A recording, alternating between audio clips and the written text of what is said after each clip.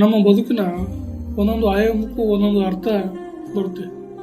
ಮತ್ತು ನಾವು ನಮಗೆ ದೊರೆಯುವಂಥ ವಸ್ತುಗಳಿಗೆ ಆಯಾ ಸನ್ನಿವೇಶ ತಕ್ಕಂತೆ ಆ ಸಂದರ್ಭ ತಕ್ಕಂತೆ ಅದಕ್ಕೆ ಅರ್ಥ ಮತ್ತು ಮಹತ್ವ ಸಿಗ್ತಾ ಹೋಗುತ್ತೆ. ಅದನ್ನೇ ಡಿ ವಿಜಯರು ಈ ಕಗ್ಗದ ಮೂಲಕ ಹೇಳ್ತಾ ಇದ್ದಾರೆ. ಗಿಡದೊಳಗೆ ನಗುತ್ತಿರೋ ಹೂವು ಪ್ರಕೃತಿ ಸಕನಿಗೆ ಚಂದ, ಮಡದಿ ಮುಡಿದಿರುವ ಹೂವು ಇವಾಗಂಗೆ ಚಂದ, ಗುಡಿಯೊಳಗೆ ಕೊಡುವ ಹೂ ದೈವ ಭಕ್ತಂಗೆ ಚಂದ, ಬಿಡುಗಾಸು ಹೂವೊಳಗೆ ಮಂಕುತಿಮ್ಮ. ಅಂದರೆ ಒಬ್ಬ ಪ್ರಕೃತಿಯನ್ನು ಆರಾಧಿಸುವವನು, ಆಸ್ವಾದಿಸುವವನಾದರೆ ಒಂದು ಹೂವನ್ನು ಕೀಳಕ್ಕೆ ಹೋಗಲ್ಲ.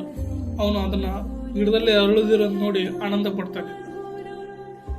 ಒಬ್ಬ ಯುವಕ ಆಗ್ತಾನೆ ಮದುವೆ ಆಗಿರೋವನು ತನ್ನ ಮಡದಿಗೆ ಆ ಹೂವನ್ನು ಕಿತ್ತು ತಂದು ಮುಡಿಸಿ ಆನಂದ ಪಡ್ತಾನೆ.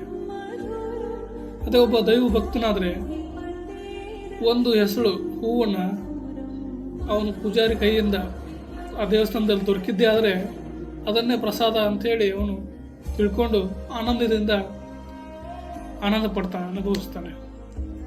ಅದೇ ಒಬ್ಬ ವ್ಯಾಪಾರಿ ಆ ಹೂವನ್ನು ಯಾರೇ ಹೇಗೆ ಉಪಯೋಗಿಸಿದ್ರು ಒಬ್ಬ ವ್ಯಾಪಾರಿ ತಂದು ಅದನ್ನು ಒಂದು ಕ್ರಯಕ್ಕೆ ಮಾರಿ ಲಾಭನ ಗಳಿಸ್ತಾನೆ. ಅಂದರೆ ನಮ್ಮ ಜೀವನದಲ್ಲಿ ಕೆಲವು ವಸ್ತುಗಳಿಗೆ ಯಾವ ರೀತಿ ಮಹತ್ವ ಇರ್ತವೆ ಅಥವಾ ಅದನ್ನು ಯಾವ ರೀತಿ ನಾವು ಬಳಸ್ತೀವಿ, ಅಂದರೆ ಒಂದು ವಸ್ತುಗಳಿಗೆ ಯಾವ್ಯಾವ ಸಂದರ್ಭಕ್ಕೆ ಯಾವ ರೀತಿ ಅರ್ಥ ಮತ್ತು ಮಹತ್ವ ಬರುತ್ತೆ ಅನ್ನೋದನ್ನು ಡಿ ವಿ ಅವರು ಈ ಕಗ್ಗದಲ್ಲಿ ಹೇಳಿದ್ದಾರೆ. ಗಿಡದೊಳಗೆ ನಗುತ್ತಿರೋ ಹೂವು ಪ್ರಕೃತಿ ಸಕನಿಗೆ ಚಂದ, ಮಡದಿ ಮುಡಿದಿರೋ ಹೂವು ಯುವಕಂಗೆ ಚಂದ, ಗುಡಿಯೊಳಗೆ ಸಿಗುವ ಹೂವು ದೈವ ಭಕ್ತಂಗೆ ಚಂದ, ಬಿಡುಗಾಸು ಹೂವೊಳಗೆ ಮಂಕುತಿಮ್ಮ. ನಮಸ್ಕಾರ.